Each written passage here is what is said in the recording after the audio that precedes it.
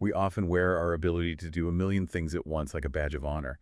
But if we're being honest, deep down trying to juggle it all just leaves us feeling completely overwhelmed and, well, exhausted. Oh, absolutely. It's a heavy burden to carry every day. It really is.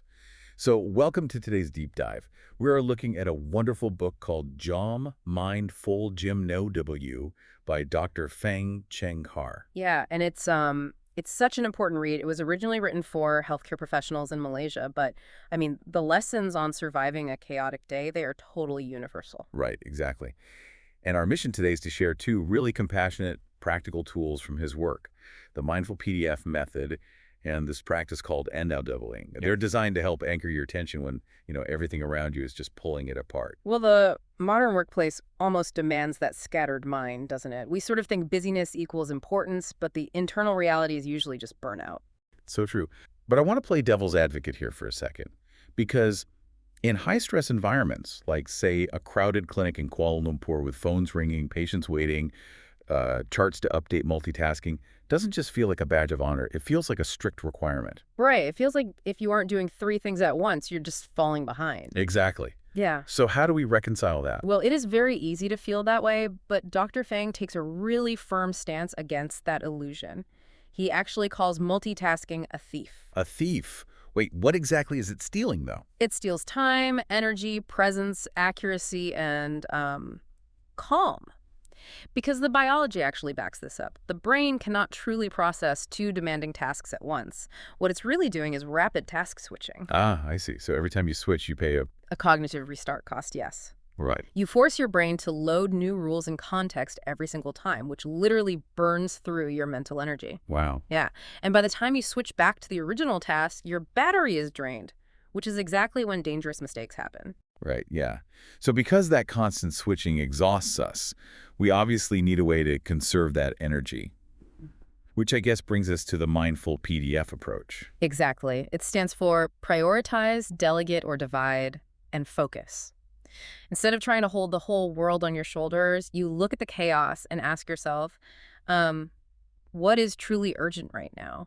And then maybe, can I share this load or chop this big task into smaller bits? Yes. And then you give yourself permission to focus on just that one thing, single tasking. It's a lot like doing triage in an emergency room, you know? A good doctor does not try to treat every patient in the waiting room at the exact same time. No, they would never do that. It would be a disaster. Right. They assess who is in critical danger, assign the right people to help, and then focus all their attention on saving that one life in front of them. The relief comes from accepting you can only do one thing well at a time. That is a perfect analogy, and the book takes that single tasking idea even further with something called the red zone. Oh, the red zone. Tell me about that. So this is a strict zero distraction boundary for safety critical moments. If a nurse is drawing medication, or even if you are just writing a highly sensitive email, you are in the red zone. You do not check your phone. You don't answer a quick question. You just protect that focus completely. But let's say you're in that red zone, focusing on one task. The unread messages and the ringing phones are still there, right in the background. Yeah, the chaos doesn't just magically disappear. Right, and the brain naturally wants to wander back to that chaos. So how do we pull our attention back without getting totally frustrated? That is where the second tool, NOWing, comes in. It's simply the act of silently labeling your present action. You just say, in your mind, now listening or now reading. Or maybe even now feeling overwhelmed. Exactly. By giving the present moment a clear, neutral label, you create this gentle anchor. It's like putting up a gentle roadblock in your mind to stop the inner traffic jam. It forces you to stay in the present lane. It really does. It's a profound act of self-care. Because you aren't fighting the stress, you're gently calling your brain back to the present second. Which calms the nervous system down. Right, and it lets you work with real grace. So looking at the big picture we've covered today, it really reframes how we work.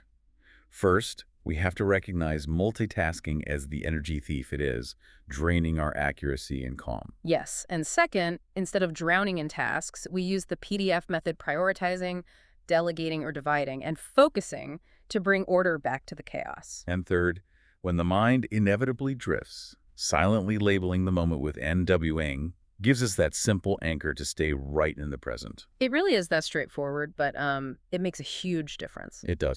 So for you listening, try this out for yourself today. For your very next activity, just use NW.